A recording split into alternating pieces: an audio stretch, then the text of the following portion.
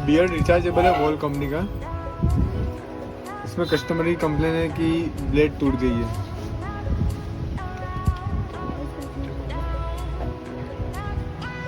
ठीक है, अब ब्लेड तो रिप्लेस करनी है, प्लस इसका जो नॉइज इशू है ना वो अपने मैक्सिमम ट्राई करेंगे जितना कम हो सके।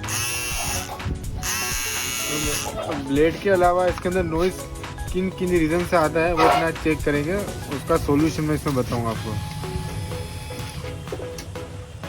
जब ब्लेड गिरती है, मेरा पर्सनल एक्सपीरियंस ऐसा कहता है कि जब ब्लेड टूटती है ना तो ये जो प्लास्टिक के जो पार्ट है ना जिसमें बोल्ट फिट होता है, ये वाला पार्ट, ये तो वो भी कुछ मरतबा टूट जाता है।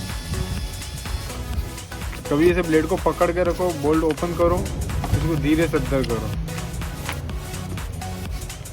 ये दो की बात कर रहा हूँ, ये दोनों भी कंप्लीट कंडीशन में कुछ मरतबा टूट जाता है। तो कोई घबराने की जरूरत नहीं है। जैसे टूटा है उसी खांच में उसको बिठा के पहले हल्की सेकी लगाओ, फिर उसी खांच में बिठा के उसको फिक्स कर दो और तुरंत फिक्स करो ना, उसको तुरंत बाद ऐसे बड़ी ब्लेड बिठा देने की, बराबर। जरा सा भी कि वो ऐसा टेढ़ा मेढ़ा हुआ जरा सा भी, क्योंकि बड़ी ब्लेड फिट नहीं होगी, तो अपने फेंकी लगाए तुरंत पहले इसको बिठा देने का, जिससे अपने को पता चले कि ये परफेक्ट पोजीशन में, यानी वो चिपक गया है, परफेक्ट पोजीशन में चिपक गया। जरा सा भी आड़ा टेढ़ा हुआ तो फिर ये ब्लेड फिट नहीं होगी। यहाँ पे ज़्यादा टूटा हुआ नहीं है, इसलिए कोई प्रोसेस करने की ज़रूरत नहीं है।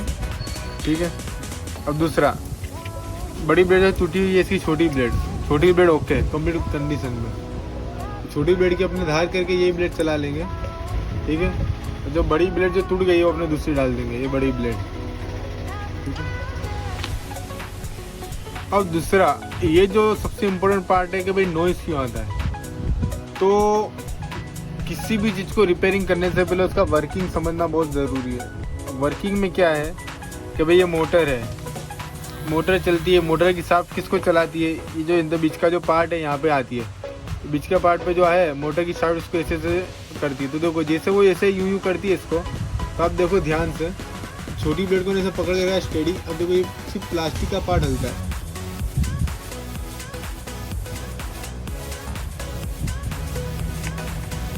शायद कैमरे में नहीं दिखता है, ये प्लास्टिक का जो पार्ट है ना इसमें हल्की सी प्ले है। ये जो चीज़ है आपको इससे फिल करनी पड़ेगी, फिल करोगे तो ही प्रॉपर आइडिया आएगा कि भाई यहाँ पे थोड़ी सी प्ले है, वो आपको फील हो जाएगा। बड़ी छोटी ब्लेड को आपने स्टेडी पकड़ लिया और जो गाइड उसको ऐसे करोगे ना मूव, तो आपको फील होगा कि वो थोड़ा सा ऐसे ऐसे होता है। अब प्ले इसमें ना दो टाइप की आती है, एक ऐसी साइड में भी आती है, एक अप डाउन वाली भी आती है।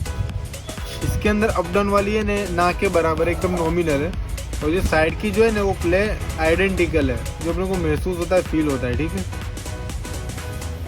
अब ये तो समझो कि ये कौन सी प्ले हो गई कि इसका जो साइड का जो पार्ट है ये थोड़ा घिस गया है। ठीक है, ये जो अंदर का जो पार्ट आता है वो ये पार्ट घिस गया है तो उसकी प्ले है। और अपने देखने के अंदर बिठाने के बाद बड़ी ब्लेड में अपने इसको फिट कर दिया, अभी कोई प्ले है, अभी जो प्ले है ना वो एकदम नॉमिनल है, यानी वो जो मैंने आपको बताया ना के बराबर। छोटी ब्लेड की बात अलग है और ये बड़ी ब्लेड की जो बात है ना वो अक्खी अलग है। बड़ी ब्लेड में क्या होता है, ये वाला जो पार्ट है, ये वाला जो पार्ट है ये बड़ी ब्लेड में यहाँ पे ऐसे टच होता है, ऐसे।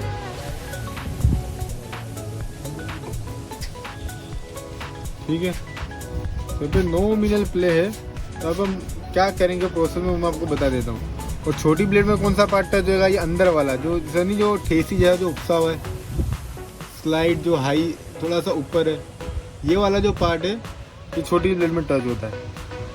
सबसे इम्पोर्टेंट क्या है, सबसे पहले ये जो प्लास्टिक का पार्ट है छोटी ब्लेड में एकदम परफेक्ट बैठना चाहिए, जरा सी भी प्ले नहीं होनी चाहिए। तो उसका मतलब ऐसा नहीं आपने यूँ लिया यहाँ पे फेंकी डाल दी फिक्स कर दिया पार्ट, ऐसा नहीं करना है। उसका एक तरीका है, अपने जो भी काम करो हमेशा ऐसा करो कि कंपनी की ओरिजिनल कंडीशन में रहना चाहिए मशीन, जैसा कंपनी देती है, उसके अंदर जरा सा भी कोई किस्म का वेरिएशन नहीं आना चाहिए। ठीक है,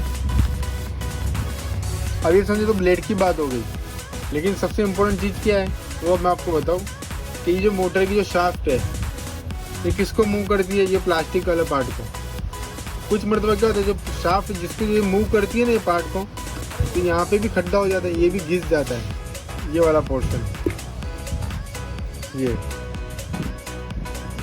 ये जो घिस जाता है ना तो उसका भी अपने रिपेयर करना पड़ेगा। लेकिन यहाँ पे जरा सा भी घिसा हुआ नहीं है, यानी फ्रेश कंडीशन में तो ये तो ओके, ये चल जाएगा।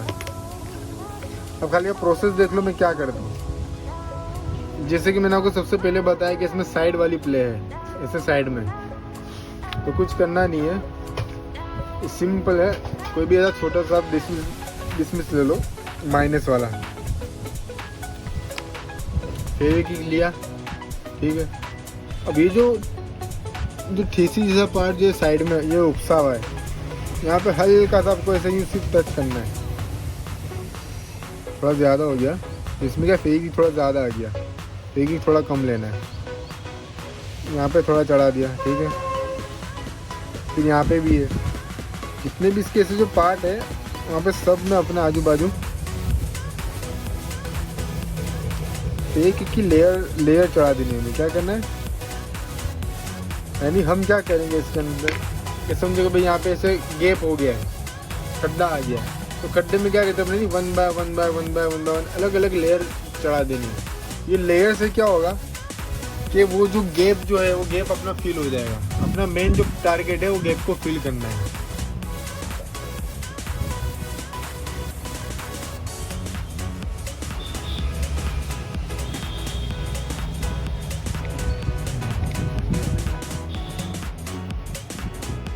प्रोसेस में थोड़ा टाइम लगेगा सूखने में, ठीक है। फिर से अपने थोड़ा सा फेंकेंगे। अब थोड़ा ध्यान से लेना है कि वो काफ़ी ज़्यादा ना आ जाए, एकदम कम लेंगे अपने, एकदम कम बस। ये प्रोसेस 10 बार करो, उसका कोई इश्यू नहीं है, लेकिन हर बार थोड़ी थोड़ी करो। जैसे आपने देखा होगा घर में जब पेंट होता है तो कलर वाला क्या करता है, 3 बार 4 बार अलग अलग हाथ मारता है, लेकिन ऐसा नहीं कि एक ही बार में वो पूरा कलर जाड़ा कलर मारता है। अगर आपको फिनिशिंग और परफेक्ट आउटपुट चाहिए तो पतला पतला कोटिंग करो, 10 बार करो, उससे कोई इश्यू नहीं है। वो अच्छा, वो फिनिशिंग वाला काम होगा। अगर आप एक साथ लगा दोगे तो सूखने में भी टाइम लगेगा, ऊपर की लेयर सूख जाएगी लेकिन अंदर की लेयर सूखेगी नहीं, वो गीली की गीली रहेगी ऐसा है। तो पतले पतले लेयर चढ़ाओ, चाहे आपको 10 बार क्यों ना चढ़ाने पड़े, समझे। तो मैंने छोटी ब्लेड के लिए प्रोसेस की। अब बड़ी ब्लेड में मैंने क्या बताया कि एकदम हल्का सा है, तो जो हल्का सा है तो वहाँ पे अपने एक ही बार प्रोसेस करेंगे, ठीक है। तो एक ही बार में भी अपने हल्की फेविक्विक ले ली अपने ने इधर, ओके। अब इसमें भी अपने सबसे इम्पोर्टेंट क्या देखना रहता है पता है, कि जब ब्लेड इसमें फिट होती है तो ब्लेड एकदम ज़ीरो रहती है, थोड़ी बड़ी रहती है कि माइनस में रहती है। अगर माइनस में रहती है, समझो कि अगर ब्लेड माइनस में रहती है तो अपने क्या करेंगे, इसमें आगे की साइड फेविक्विक लगाएंगे, जिससे कि क्या ब्लेड थोड़ी पीछे आवे। अगर इसमें ब्लेड का सेटिंग बड़ा रहता है तो अपने आप पीछे की साइड लगाएंगे, जिससे कि ब्लेड थोड़ी आगे जाए, तो इसका ज़ीरो सेटिंग होगा, समझे आप। और ज़ीरो ही है तो अपने ऐसा लगाएंगे दोनों साइड के ब्लेड का जो लेवल है वही का वही मेंटेन रहना चाहिए, ना बड़ा हो ना माइनस में जाए। तो अपने ब्लेड का जो सेटिंग है उसके अकॉर्डिंग अपने यहाँ पे प्रोसेस करनी है। ऐसा नहीं कि मर्जी में आगे पीछे कहीं पे भी लगा दिया। अगर माइनस में जाता है तो आगे लगाओ, जिससे क्या होगा, ये ऑटोमेटिक थोड़ा पीछे है, क्योंकि आगे का एक लेयर बढ़ जाएगा। अब तो जो लेयर अप हो गया तो उसको क्या करेगा, पीछे मूव करेगा। तो ब्लेड जब पीछे आएगी तो जो माइनस का जो सेटिंग था वो ज़ीरो हो जाएगा। अगर सेटिंग बड़ा रहता है तो आप पीछे की साइड लेयरिंग करो, पीछे लेयर लगाओ, उससे क्या होगा, वो ब्लेड थोड़ी आगे मूव होगी, वो क्या ज़ीरो सेटिंग हो जाएगा। तो ये हिसाब से इसको पूरा करना है प्रोसेस। अब इसके अंदर मैं आपको बता दूं, इसमें आपने शायद नोट नहीं किया होगा लेकिन मैंने नोट किया था। इसमें क्या था कि ये जो था एकदम ज़ीरो नहीं था, ये थोड़ा सा बड़ा था। तो मैं क्या करूँगा, इसमें पीछे लेयर करूँगा, पीछे लेयरिंग। तो वो लेयरिंग से क्या होगा कि ब्लेड थोड़ा आगे मूव होगा, ये पीछे का पार्ट है, थोड़ा आगे मूव होगा और अपना सेटिंग जो है ना पूरा ज़ीरो हो जाएगा।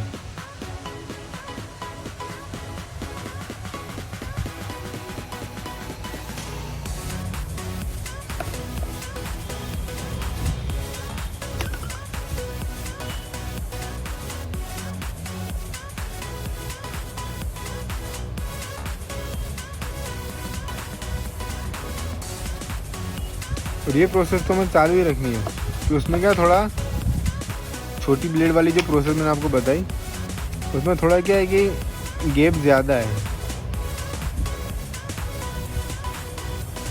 तो वो प्रोसेस अपने करते रहने, लेयर चढ़ाते रहने।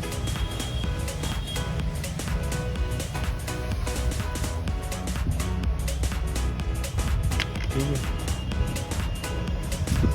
और अब इसमें इसको कम से कम 5 मिनट जैसे इसको सूखने देंगे और 5 मिनट के बाद अपने फिर से इसको फिट करेंगे।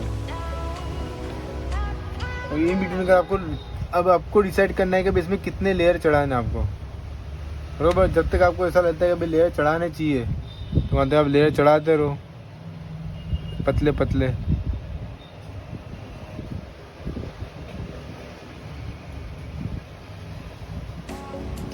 साइड में मुझे ऐसा फील होता है कि लेयर चढ़ाने चाहिए, इसलिए देखिए मैं अभी भी चढ़ा रहा हूँ।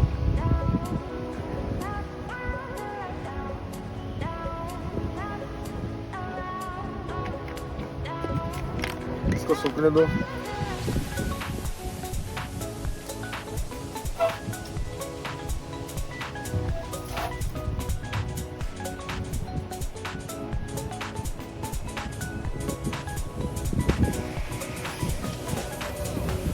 अब 5 मिनट हो चुके हैं, ठीक है।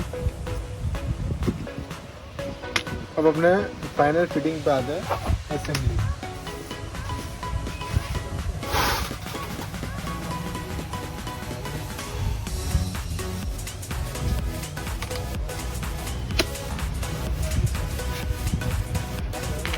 छोटी ब्लेड के अपनों ने धार कर दिया हमने।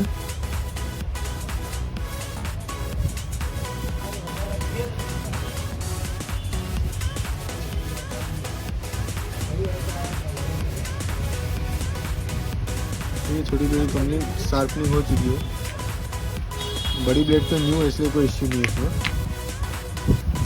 अब ये जो गाइड है इसको अपने यहाँ पे बिठा दिया, एकदम टाइट बैठना चाहिए। देखिए अभी क्या आसानी से जाता भी नहीं, पहले क्या एकदम इजीली अंदर चला जाता था, अभी देखिए एकदम स्मूथली नहीं जाता। अभी देखो मुझे ताकत से प्रेस करना पड़ेगा इसको।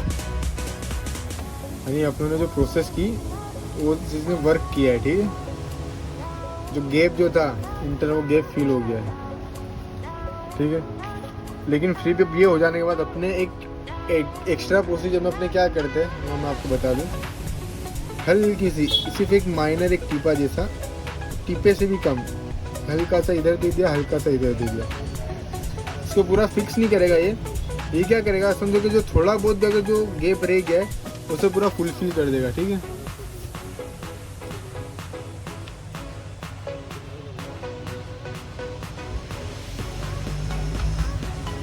और सबसे इम्पोर्टेंट क्या है कि भाई जो पार्ट जो घिस गए थे तो फिर से घिसे नहीं, उसके लिए अपने क्या करेंगे,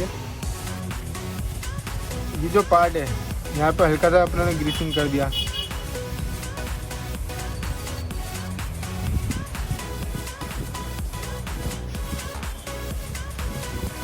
सबसे इम्पोर्टेंट पार्ट ये ऑयलिंग और ग्रीसिंग है, कहाँ पे करना। ऑयलिंग और ग्रीसिंग से क्या है कि ये पार्ट जल्दी घसेगा नहीं, ठीक है।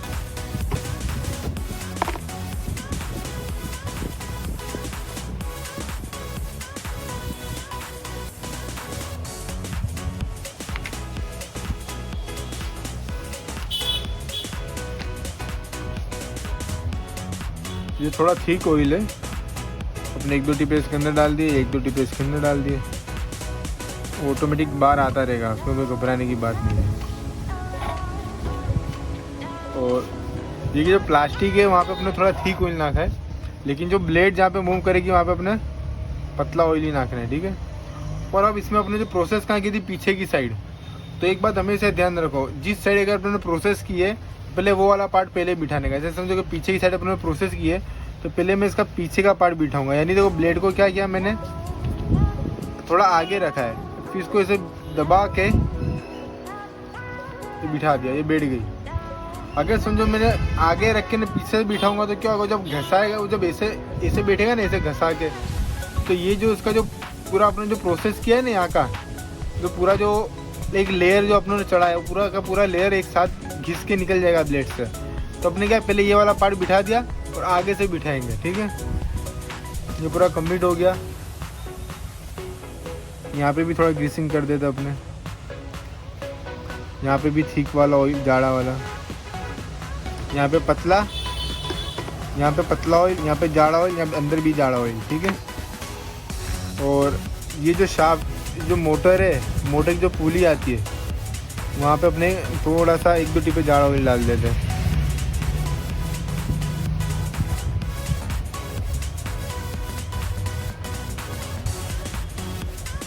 कंप्लीट फिटिंग कर देंगे अब इसको।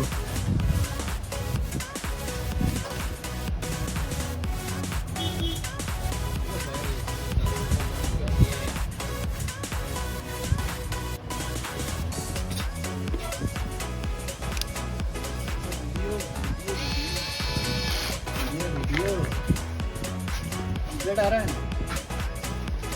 15 मिनट का है वीडियो पूरा।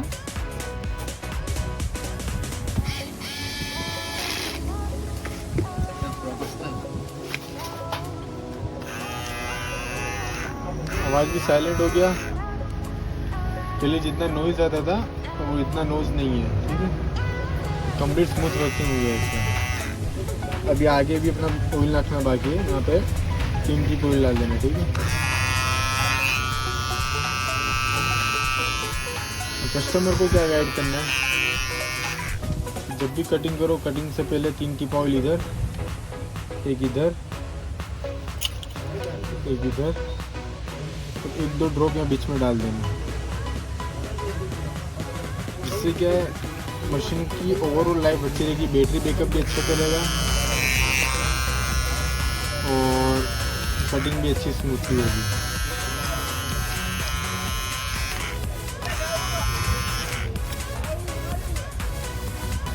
तो आज के हमारे वीडियो में हमने बताया कि बियर्ड रिचार्जेबल जो आता है वोल्ट का, उसके अंदर अपने नॉइज़ का प्रॉब्लम कैसे सोल्व करना है और ब्लेड रिप्लेसमेंट, दोनों प्रोसेस एक साथ हो चुकी है इसमें, ठीक है। Thanks for watching.